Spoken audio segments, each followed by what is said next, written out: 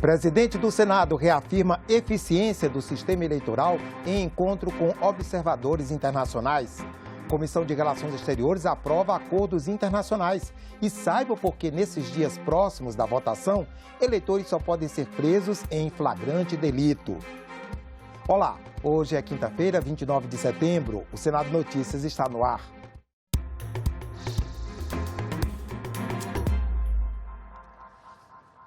A confiança na urna eletrônica deu o tom na sessão de abertura do Programa de Convidados Internacionais do TSE para acompanhar a eleição no domingo.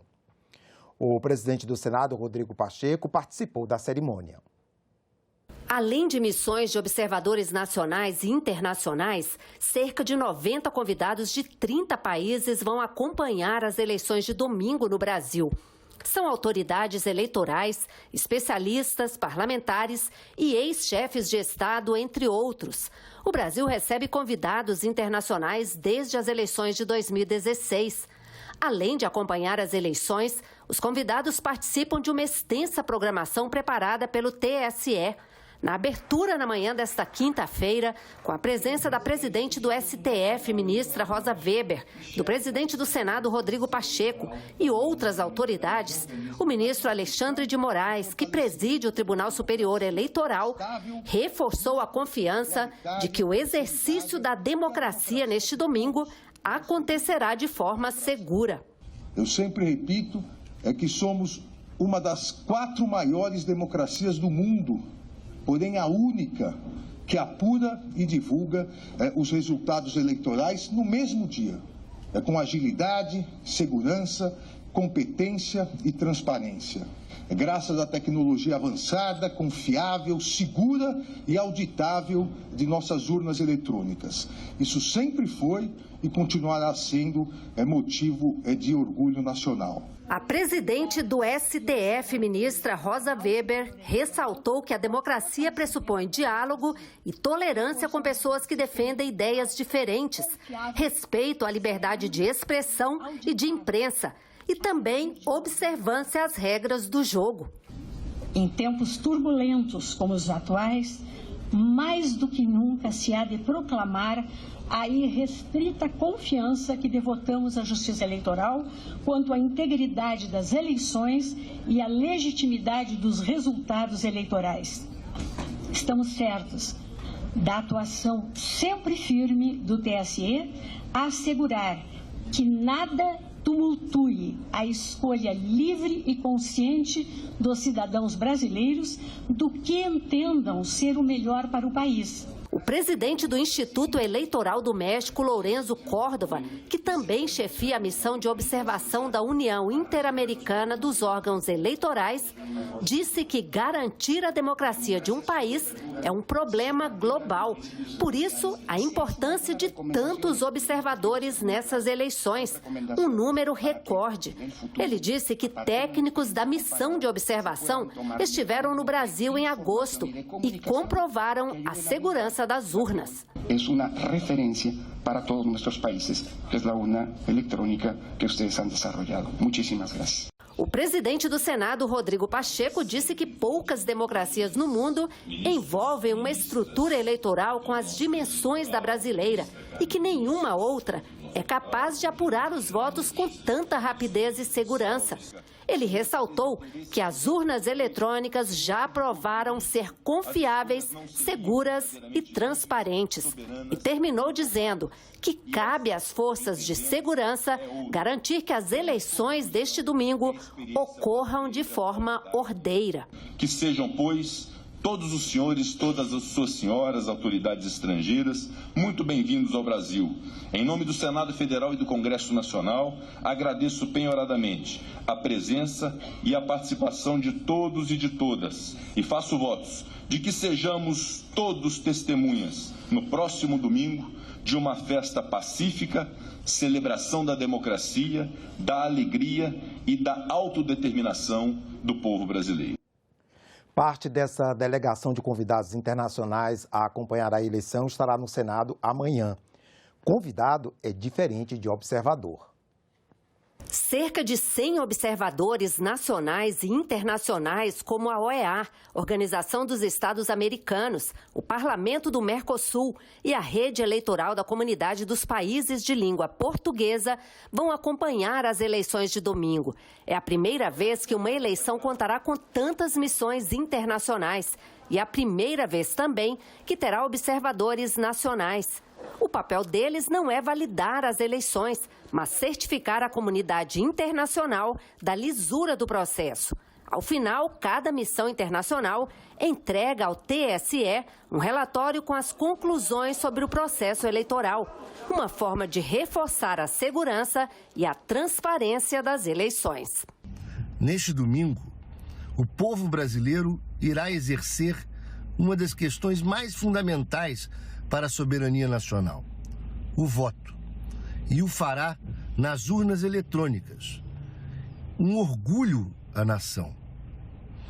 Portanto, a chegada de observadores internacionais fortalece a tranquilidade para que, logo após a apuração dos votos, as autoridades brasileiras, o Tribunal Superior Eleitoral, declare quem é o vencedor das eleições ou aqueles que foram mais votados para passar para o segundo turno e que, em um mesmo momento, a comunidade internacional imediatamente reconheça a lisura de nosso processo eleitoral. Esses observadores internacionais têm autonomia para desenvolver o trabalho dentro do país, então eles podem visitar sessões eleitorais, podem conversar com membros da sociedade civil e, após o término desse processo eleitoral, eles elaboram um relatório que é enviado ao país que recebeu esses observadores, para que, então, esses observadores apontem eventuais pontos a serem melhorados no processo. Além de observadores, também estará no Brasil uma delegação de convidados internacionais. A participação de convidados em eleições pelo mundo é mais uma forma de intercâmbio para que um país conheça melhor outros sistemas eleitorais. O Brasil tem recebido convidados de outros países desde as eleições de 2016. Entre os convidados para acompanhar as eleições deste ano estão autoridades eleitorais, especialistas, parlamentares e ex-chefes de Estado. Na programação deles aqui no Brasil está uma visita ao Senado nesta sexta-feira. O evento ele vai ser constituído basicamente de 3 momentos, sendo que o primeiro deles é uma recepção oficial do presidente do Congresso, o senador Rodrigo Pacheco, aos integrantes da delegação no plenário do Senado. Na sequência, o secretário-geral da mesa, Gustavo Saboia, vai fazer uma palestra com o tema O Poder Legislativo no Brasil. Por fim, a gente terá uma visita guiada pelos espaços da Câmara dos Deputados e do Senado Federal para todos os integrantes dessa delegação. Desde o dia 27 de setembro até 4 de outubro, eleitores só podem ser presos ou detidos em flagrante delito, caso estejam cumprindo sentença por crime inafiançável ou em desrespeito de salvo-conduto. É o que diz a lei eleitoral de 1965. Toda vez que chegamos perto de uma eleição, vem o aviso. Quem é eleitor só poderá ser preso ou detido em caso de flagrante num prazo de 5 dias antes até 2 dias após a votação. O objetivo original da lei, que é de 1965, era garantir aos eleitores o direito de votar, evitando que grupos políticos pudessem cometer abusos, impedindo a total liberdade do cidadão comparecer às urnas. À época da elaboração desse dispositivo, o coronelismo e o abuso aos direitos do eleitor eram muito corriqueiros. O Estado precisava de meios aptos a combater quaisquer arbitrariedades. Hoje, essas arbitrariedades ocorrem de forma muito pontual e comedida, de fato, mas ainda se faz necessária a atuação. A finalidade principal desse dispositivo é garantir o exercício da democracia por todos os cidadãos. O presidente do TRE em Brasília não deixa dúvida. A lei que protege o eleitor de abusos e arbitrariedades no período eleitoral não vale para livrar da prisão quem comete crimes graves ou alguns dos mais frequentes, como agressão à mulher e embriaguez do trânsito. Se ele praticar uma infração grave, ele será preso. Então, o sujeito que bate na mulher, comete crime violento contra alguém, um homicídio, aquele que se embriagar e perturbar a ordem, poderá ser preso, porque é crime eleitoral. A eleição deste ano tem a marca da polarização. O clima acirrado das opiniões contrárias ganha força no território livre da internet e muitas vezes fora de controle, passa para as páginas policiais. Como fica então a segurança pública diante das possíveis ocorrências no dia D? Uma das situações que podem gerar conflito e merece atenção especial é o uso do celular, por exemplo. O eleitor pode portar o aparelho com um e-título dentro da sessão, mas deve deixá-lo com os mesários fora da cabine eleitoral. No dia da votação, o repórter André Ricardo não vai trabalhar na cobertura do evento. Como acontece a cada 4 anos, ele foi escalado para presidente de mesa na sessão eleitoral e já está preparado para todas ou quase todas eventualidades. Para todo eleitor que chegar, a gente fala que você está com o celular, pode deixar. Tem algum outro celular? Deixa aqui, por favor. Mesmo que diga que está desligado, a gente pede para deixar. Agora, se houver essa má fé, essa indisposição, essa vontade mesmo de enganar, né? Então a pessoa está com o celular escondido e a gente perceber que está tirando, que está fazendo, a orientação que nos passaram é que a gente informe que aquela conduta é ilegal, que a gente vai fazer o registro na ata do eleitor, do título de eleitor, tudo, e que ele pode ser processado. Com as urnas já preparadas e lacradas numa cerimônia aberta ao público, a prioridade número 1 é a segurança do eleitor e da população no dia das eleições. Todas as forças de segurança estão unidas para oferecer segurança aos eleitores. Então, os eleitores vão poder sair de casa felizes para votar e voltar felizes também. Então, esse é o compromisso da Justiça Eleitoral. Oferecer eleições seguras e pacíficas. Não queremos confusão. Vamos trabalhar para isso. Quase 700 mil brasileiros que moram no exterior estão aptos a irem às urnas neste domingo para votar nos cargos de presidente e vice-presidente. Leandro tem 30 anos e mora há 7 anos em Sydney, na Austrália. No ano de 2018, ele não conseguiu votar porque não teve tempo de transferir o título. Mas nessas eleições, fez questão de providenciar a transferência para conseguir exercer sua cidadania no próximo domingo. Um dos motivos é que você ainda vai visitar o Brasil, você provavelmente ainda tem família no Brasil, amigos no Brasil. E é importante você fazer parte das mudanças que você quer ver no país. Além disso, a maioria das pessoas que moram fora não necessariamente vão morar fora para sempre. O processo de imigração de vários países que eu conheço, mas principalmente o da Austrália, que é onde eu moro, eu sei que é um processo bem complicado, bem caro, bem longo. Vários brasileiros que moram aqui hoje não vão morar aqui para sempre, vão voltar a morar no Brasil em algum momento. Brasileiros alfabetizados que possuem de 18 a 69 anos e moram no exterior são obrigados a votar nas eleições gerais. No entanto, o voto é somente para os cargos de presidente e vice-presidente e é necessário transferir o domicílio eleitoral para o país onde mora. Muitos brasileiros se deslocam para outra cidade para cumprirem sua obrigação eleitoral. É o caso de Marcos, que está morando em Haia, na Holanda, e vai precisar se deslocar cerca de 60 quilômetros até Amsterdã. Eu acho importante votar, mesmo quem mora no exterior, porque votar é um direito e um dever. E quando a gente exerce esse dever, a gente está em conexão com o nosso país, a gente está em contato com o nosso Brasil. E além disso, para quem mora no exterior e precisa, por exemplo, renovar o passaporte, é importante estar em dia com a Justiça Eleitoral. Sem ter a certidão de quitação eleitoral, não é possível renovar o passaporte. Neste ano, mais de 697 mil brasileiros podem votar no exterior. A votação vai ocorrer em 181 cidades espalhadas pelo mundo. O número representa um aumento de 39,21% em relação a 2018, quando foram realizadas as últimas eleições gerais. O voto, para mim, é exercer a minha cidadania. E eu incentivo a todos os brasileiros que estão fora a fazer a mesma coisa. Participe, escreva-se das suas embaixadas nos países onde estão e participe, porque é muito importante. Às vezes, o nosso voto do brasileiro do estrangeiro pode decidir uma eleição. Vamos votar. Lisboa, capital de Portugal, é a cidade com maior quantidade de brasileiros habilitados a votar, com 45,2 mil eleitores.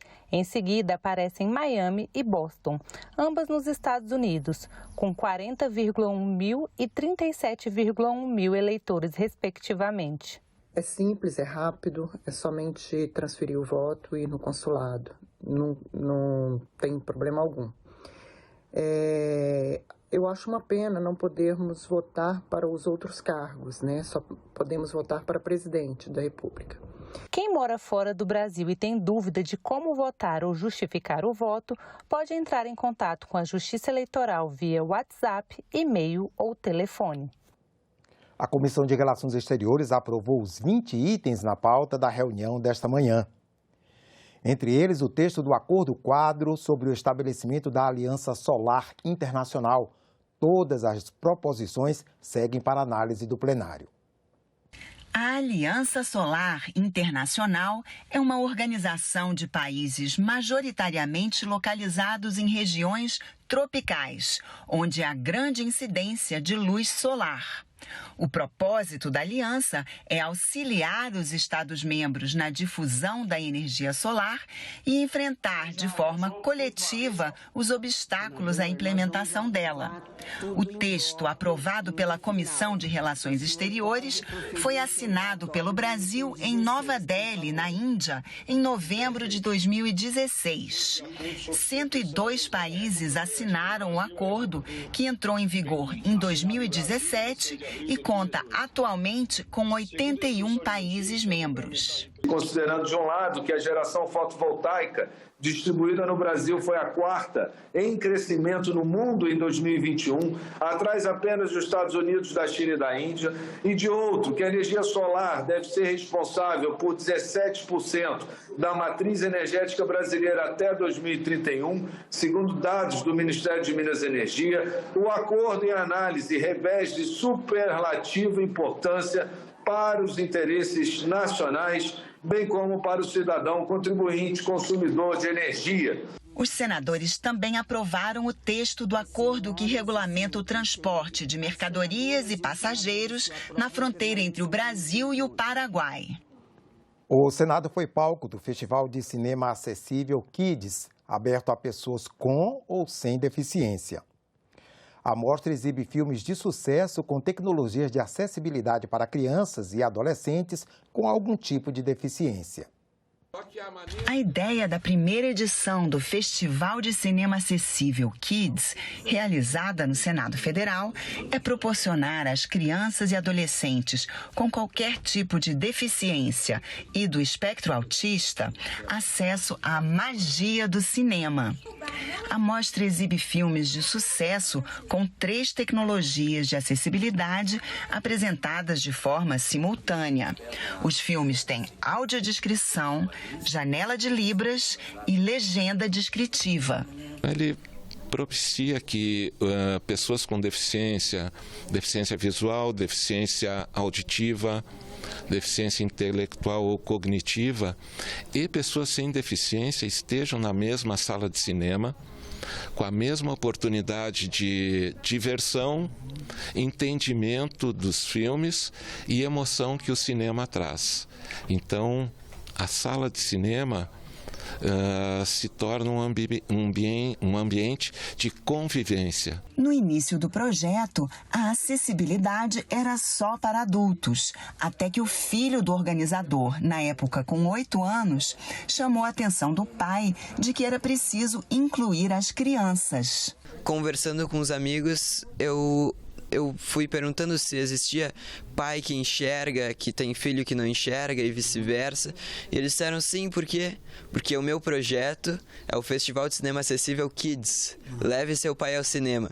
Quem não tem problema de visão pode experimentar o uso de vendas para vivenciar o filme como uma pessoa com deficiência visual, acompanhando a história pela audiodescrição. O projeto, que está circulando pelo Brasil, teve como convidadas na primeira sessão do festival em Brasília as crianças de uma escola classe da Ceilândia. Para as pessoas que precisam dessa acessibilidade, essa tecnologia é muito importante. Eu gostei muito, eu aprovo.